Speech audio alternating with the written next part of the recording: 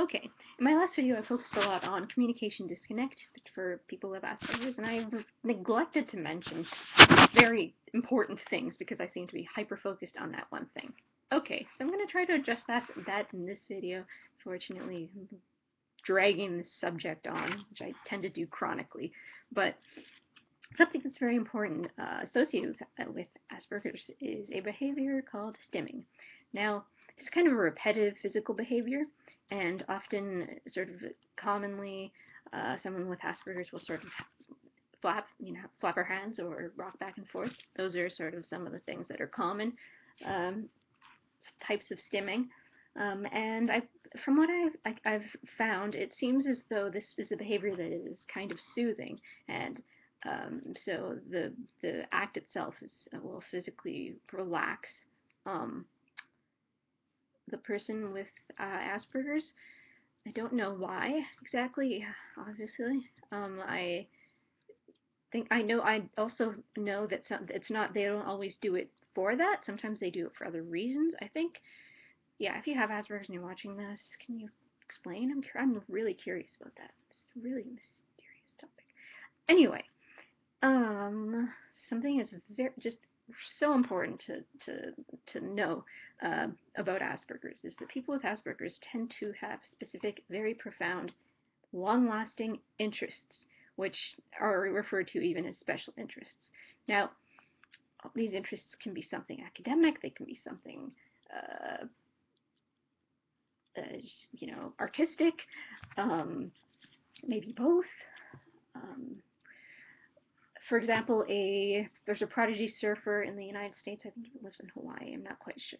He's autistic, and no, I'm sorry. He has Asperger's, and he is extremely good at it because he practices a lot.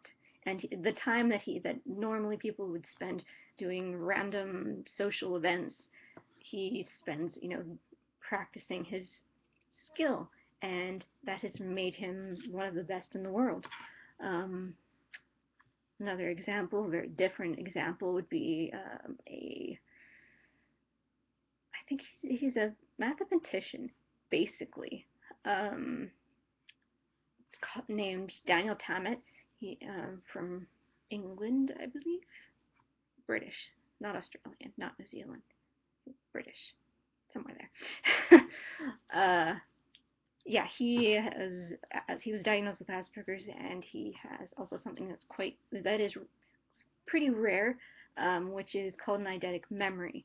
He uses that he can basically read a number or a series of numbers and memorize them sort of immediately and be able to recall on command, what it is he had read, 10 pages ago. Like, it's just, you see the information and it gets implanted, and that's what an eidetic memory kind of is. And for some reason, they've actually scientifically found links genetically between autism and savantism, and that's one aspect of savantism, having an eidetic memory. Very, very rare, but it does exist. And that person in England named Daniel Tammet, I believe, has that, as well as a physics prodigy from the United States. What's his name? Jacob Barnett. Yes. He was actually diagnosed with autism, not Asperger's. But again, just photographic, they call it a photographic memory, but the term is actually eidetic memory. So something I failed to mention was special interests, and so there you go. And I'm going to try to talk about autism and the difference between autism and Asperger's in my next video. So yeah, I'm going to stop. Where does this stop?